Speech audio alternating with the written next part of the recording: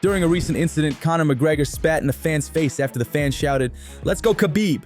This event highlights ongoing tensions stemming from McGregor's past rivalry with Khabib Nurmagomedov and coming off of a series of recent vile tweets directed at Khabib.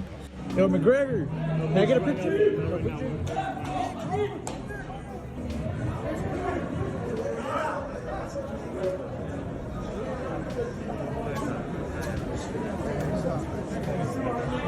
I spit in your face, what you do? Nothing. It's like spit in your face, you do nothing.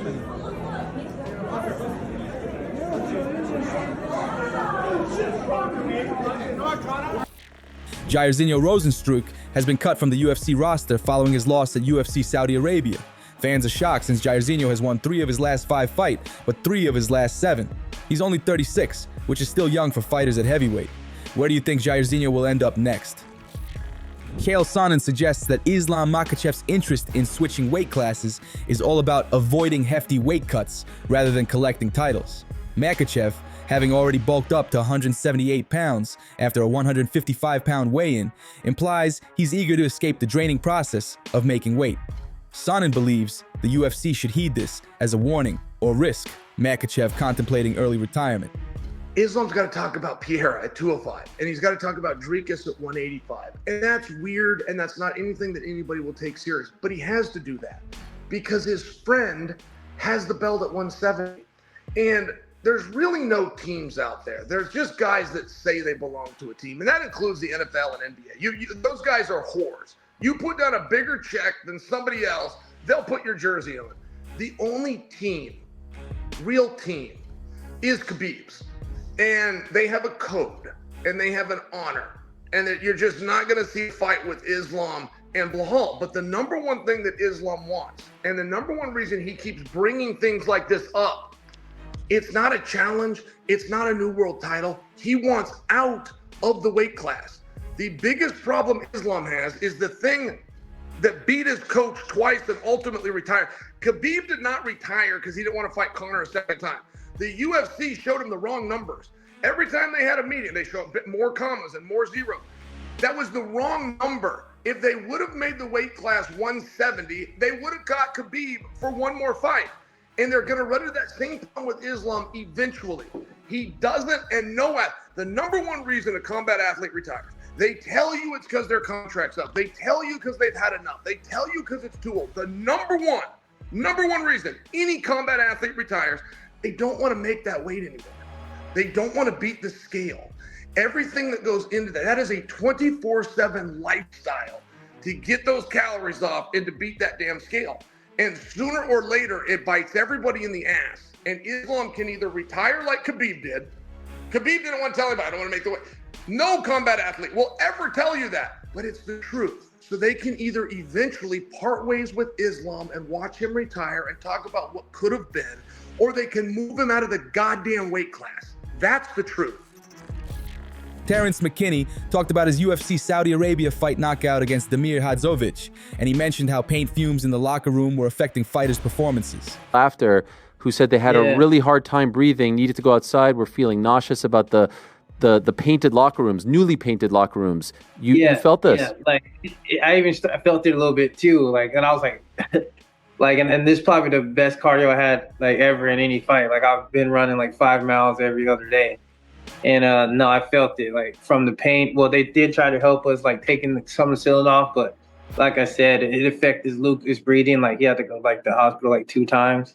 All right, wow. And Mike Davis definitely was feeling it too. He told me so. Like a lot of other fighters were feeling it too. So like we weren't just the only ones. So. And what's wrong with Lucas now?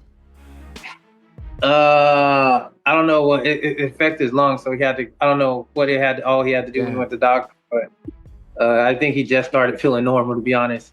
Wow. And like the wind and the sand there really didn't help the breathing as well. I feel like. Damn, that is crazy. And it was from the painted locker rooms, right? Yeah, that's where it started. Because we were in there for like a few hours, like waiting for the event to start. So before we continue, make sure to leave a like on the video to help support the channel. Dana White revealed he urged Donald Trump to withdraw from the presidential race following an assassination attempt threat. According to White, Trump responded with, "Do you think you can make a deal with these people?" White found Trump's resilience remarkable. The way that Trump reacted to that assassination attempt, every man hopes that that's the way you would react. If you reacted this much of how Trump reacted to that thing, you'd be happy. That was one of the most, solid. You want to talk about who you want to be the president of a country, is the way that Trump reacted to that assassination attempt. When you spoke to him that night, what did you say to him? Why are you doing this? Stop. Stop. Did you? Yeah. Give it up. I told him to stop so many times. It's just like, you have such a good life and you could do all these other things. But the thing is with President Trump is, he believes in God. And he's he's very religious. No, he told me he thinks God must have had a plan for me. He wanted me to survive that bullet. He said that to me. He believes that to his core, that God has spared his life to be the president and do the things that he's going to do over the next 4 years. It's hard to disagree when you see how close he came. I mean, it was such a big... Me and Rogan have talked about this. So me and Rogan, I guess you would say, are not spiritual. And if you had to put me on a platform to debate that there wasn't some type of divine intervention, I'd literally have no ammo to debate that. It's pretty crazy. It gives me the goosebumps. Yeah. But Trump believes it to his core. When you said to him, just give it up, what did he say to you? You can't. I can't quit. You don't ever quit. You never quit. He's the most resilient human being I've ever met in my life. Yeah, I love the guy. Dana White also still feels like, although Bryce Mitchell's an idiot, he's still allowed freedom of speech. But I do believe in free speech, and even though I don't like what he said, and even though what he said makes me sick, free speech is real, man. It lives and exists, and we have to protect free speech. Is there any limit to that probably, for you? No, I think probably the most important free speech to protect is hate speech. I mean, because when a government or a certain person can come out and say this is hate speech, it's a very slippery slope, and it's dangerous. He also said that he reminded Bryce of why Hitler was not a good guy.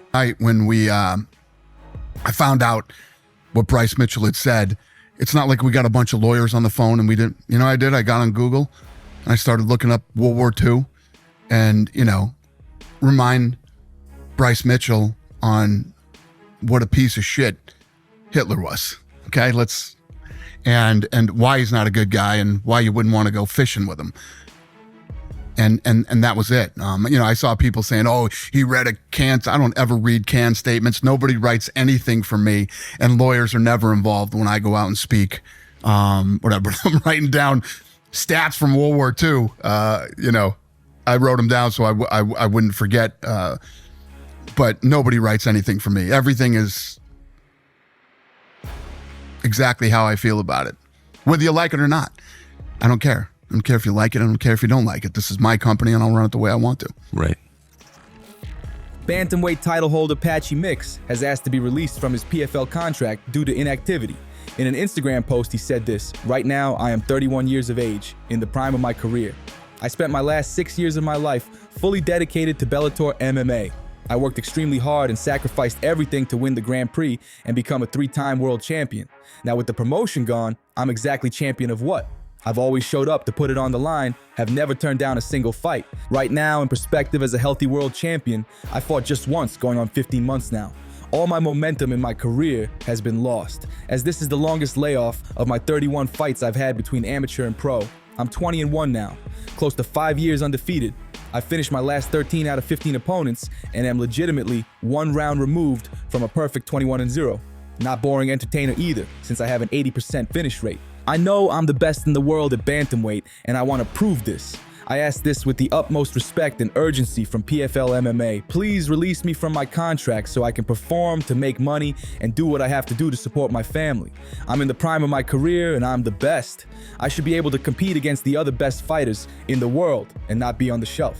If the sky was the limit, I'm on the moon right now skill-wise, and there should be only one octagon I display my skill set in. Plus, the ambassador for PFL MMA is Francis Ngannou. I'm a world champion out of the same gym, and you personally see how hard I work and try to be a leader for this team. This is no way to treat a champion. Release Patchy Mix. PFL has not yet responded to Mix's public request. They have recently been allowing fighter to leave. Do you think they will release Patchy? Caio BORRALHO has shared his thoughts on the UFC middleweight title picture, proposing an exciting matchup for the #1 contender spot. He suggested that himself, NICKAL, and KHAMZAT CHIMAEV are the top contenders. BORRALHO stated, "It would be a good fight to see who's the best grappler in the division." Yeah, is he at the top of your list now? Because I know you wanted Robert Whittaker before. Is he at the top of your list now, Imavov? Is he the #1 option for you? I think so. I think actually Imavov and Whittaker, they are in the same position for me right now, because Imavov might deserve more to fight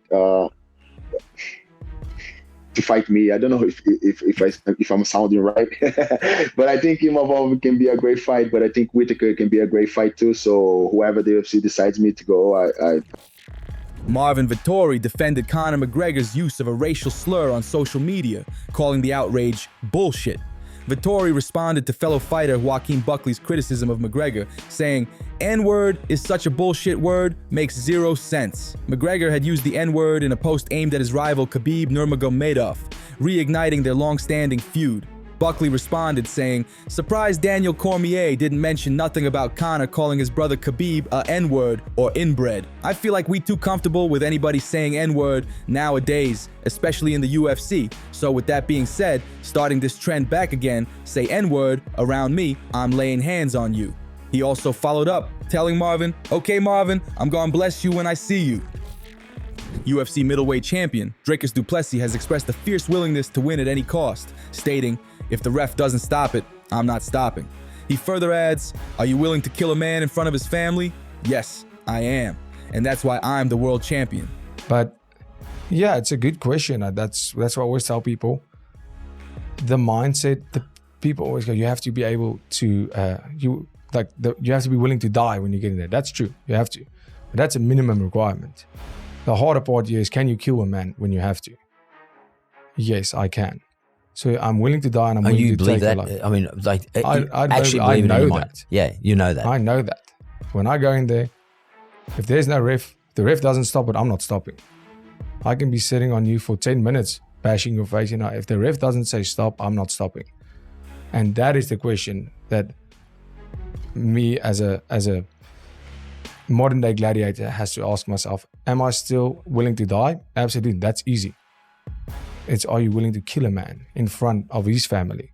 Yes, I am. And that's why I'm the world champion.